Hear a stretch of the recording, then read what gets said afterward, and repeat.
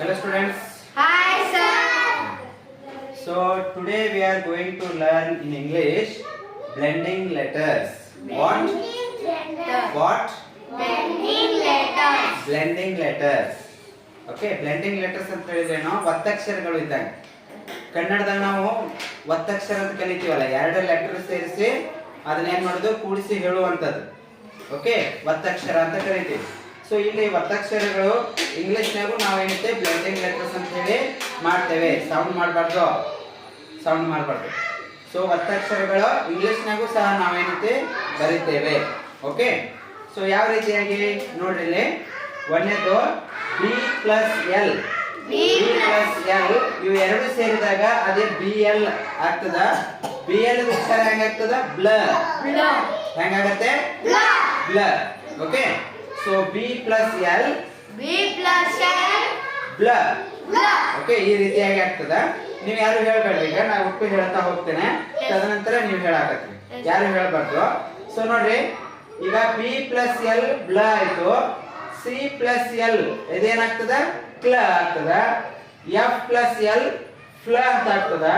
C plus R ಕ್ರ ಅಂತ ಆಗ್ತದ. D plus R ಡ್ರ.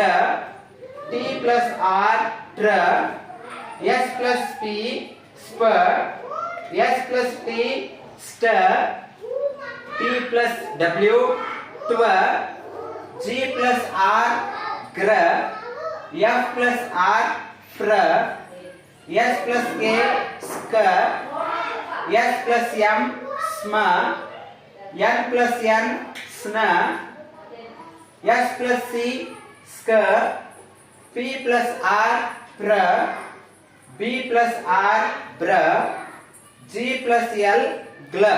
ಸೊ ಈ ರೀತಿಯಾಗಿ ನಾವು ಅನೇಕ ಇಂಗ್ಲಿಷ್ ಲೆಟರ್ಸ್ ಅನ್ನ ಸೇರಿಸಿ, ಇವೆಲ್ಲ ಲೆಟರ್ಸ್ ಏನಪ್ಪಾ? ಕಾನ್ಸನೆಂಟ್ಸ್. ನೀವು ಓಕೆ, ಓವೆಲ್ಸ್ ಮತ್ತು ಕಾನ್ಸನೆಂಟ್ಸ್ ಅಂತ ಎರಡು ಭಾಗ ಮಾಡ್ತೀವಲ್ಲ, A E I O U, ಅದು ಓವೆಲ್ಸ್, ಅವು ಸ್ವರಗಳು. ಇವುಗಳ ಜೊತೆ ನಾವು ಸ್ವರಗಳನ್ನ ಸೇರಿಸಿದಾಗ ಒಂದು ಶಬ್ದ ಮಾಡ್ಲಿಕ್ಕೆ ಅನುಕೂಲ ಆಗ್ತದೆ. ಆದ್ರೆ ಇಲ್ಲಿ ಏನದಾವಲ್ಲ ಇವೆಲ್ಲ ಕಾನ್ಸನೆಂಟ್ಸ್ ಲೆಟರ್ಸ್ ಸೇರಿಸಿದೀವಿ ನಾವು. ಓಕೆ, ನಾವು ಕೇವಲ ಏನ್ ಮಾಡಿದೀವಿ ಇಲ್ಲಿ? ಕಾನ್ಸನೆಂಟ್ಸ್ ಲೆಟರ್ಸ್ ಸೇರಿಸಿದೀವಿ. ಬಿ ಮತ್ತು ಎಲ್ ಅದೇನೋ ಕಾನ್ಸನೆಂಟ್, ಅವೆರಡು ಸೇರಿದಾಗ ಅದು ಬ್ಲ ಅಂತ ಆಗ್ತದ. ಸಿ ಮತ್ತು ಎಲ್ ಕಾನ್ಸನೆಂಟ್ ಲೆಟರ್ಸ್, ಅವೆರಡು ಸೇರಿದಾಗ ಕ್ಲ ಅಂತ ಆಗ್ತದ. ಎಫ್ ಪ್ಲಸ್ ಎಲ್ ಸೇರಿದಾಗ ಅದು ಫ್ಲ ಅಂತ ಆಗ್ತದ. ಸಿ ಪ್ಲಸ್ ಆರ್ ಆದಾಗ ಅದು ಕ್ರ ಅಂತ ಆಗ್ತದ. ಓಕೆ, ಡಿ ಪ್ಲಸ್ ಆರ್ ಸೇರಿಸಿದಾಗ ಡ್ರ ಅಂತ ಆಗ್ತದ. ಇವೆಲ್ಲ ಶಬ್ದನಾಗ ಬರ್ತಾವ ಇವೆಲ್ಲ. ಓಕೆ, ಸೊ ಇವೆಲ್ಲ ಏನಾಗ್ತಾವ? ಶಬ್ದದಲ್ಲಿ ಬರ್ತಾವ. ಓಕೆ, ಈಗ ಬಿ ಪ್ಲಸ್ ಎಲ್ ಗೆ ಒಂದು ಉದಾಹರಣೆ ಏನಪ್ಪಾ ಅಂತ ಹೇಳಿದ್ರೆ ಬ್ಲೇಮ್ ಅಂತ ಆಗ್ತದ, ಬ್ಲಡ್ ಅಂತ ಆಗ್ತದ. ಓಕೆ, ನಂತರ ಸಿ ಪ್ಲಸ್ ಎಲ್ ಗೆ ಕ್ಲಾಕ್ ಅಂತ ಆಗ್ತದ. Okay, clock. F plus L ಗೆ ಫ್ಲಾಗ್ ಅಂತ ಆಗ್ತದ. ಏನಾಗ್ತದ? ಫ್ಲಾಗ್. ಸಿ ಪ್ಲಸ್ ಆರ್ ಗೆ ಕ್ರೈ ಅಂತ ಆಗ್ತದ. ಸಿ ಆರ್ ವೈ ಕ್ರೈ ಅಂತ ಹೇಳ್ತೇವೆ ನಾವು, ಕ್ರೈ, ಕ್ರ. ಡಿ ಪ್ಲಸ್ ಆರ್ ಗೆ ಡ್ರಾ ಅಂತ ಹೇಳ್ತೀವಿ, ಡ್ರಾಯಿಂಗ್, ಡ್ರಾ. ಓಕೆ, ಡ್ರಾಮಾ, ಹಿಂಗೆಲ್ಲ ವರ್ಡ್ಸ್ ಬರ್ತಾವು. ಟಿ ಪ್ಲಸ್ ಆರ್ ಗೆ track, try, triangle. Okay, trip, ಹಿಂಗೆಲ್ಲ ವರ್ಡ್ಸ್ ಬರ್ತಾವು.